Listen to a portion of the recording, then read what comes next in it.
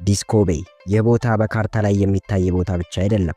በምዕራብ ግሪንላንድ የሚገኝ ስሜት ነው፣ ትዝታ ነው፣ የተፈጥሮ መዝሙር ነው። ይህ ሰፊ የባህር ዓለም እጅግ በጣም ግዙፍ የሆኑ የበረዶ ግግሮችን በጉያው አቅፎ የያዘ የበረዶች ዓለም ነው። ከያስኮብ ሄቨን የበረዶ ግግር የሚልቁ ግዙፍ የበረዶ ንጣፎች በተኛው ባህር ላይ እንደ ነጭ ጉልላት ይንሳፈፋሉ።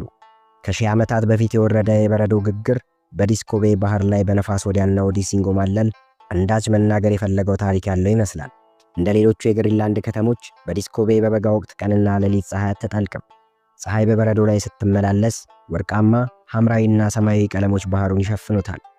ዲስኮ ቤይ የህይወት መድረክ ነው። ትላልቅ የባህር ዓሣ ነባሪዎች ውሃው ላይ በቄንጠኛ ስልት ሲደንሱ፣ በኩራት ሲገማሸሩ፣ ወፎች በሰማይ ላይ በነፃነት ሲሽከረከሩ ህይወት በባህሩ ላይ ምሉ ትሆናለች። ለሺህ ዓመታት ያህል በዲስኮ ቤይ የባህር ዳርቻ ላይ ለኖሩት የኢኑዊት ህዝቦች በረዶ ጠላት አይደለም፣ ጓደኛ ነው፣ ጎረቤት ነው፣ የህይወት ዘመን መመሪያ ነው። በክረምት ሌሊት ሰማይ ድንቅ ምስጢርን ይዘረግፋል። አውሮራን ወይም የሰሜን ዋልታ ጫፍ ብርሃንን ከሆዱ አውጥቶ በቀለማት አስውቦ በፍቅር ያስደንሰዋል። ከአርክቲክ ክልል በቀጥታ የሚወርዱ በረዶዎች በዲስኮ ቤይ ላይ ይሰበሰባሉ። ዓመት እስከ ዓመት የፀሐይ ብርሃንና የጨለማ ጥላ እየተቀያየሩ ባህሩን እንደ መስታወት ያበሩታል። እያንዳንዱ የበረዶ ተራራ ስም የሌለው ታሪክ አለው። ከሺህ ዓመታት በፊት በተራራ ዓለቶች ላይ የተፈጠረ፣ ዛሬ ግን በውሃ ላይ የሚንሳፈፍ ውብ ትላንትና ነው። አንዳንድ ጊዜ እነዚህ በረዶች ሲሰባበሩ ከሰማይ እንደወረደ መብረቅ ድምፃቸው ያስገመግማል።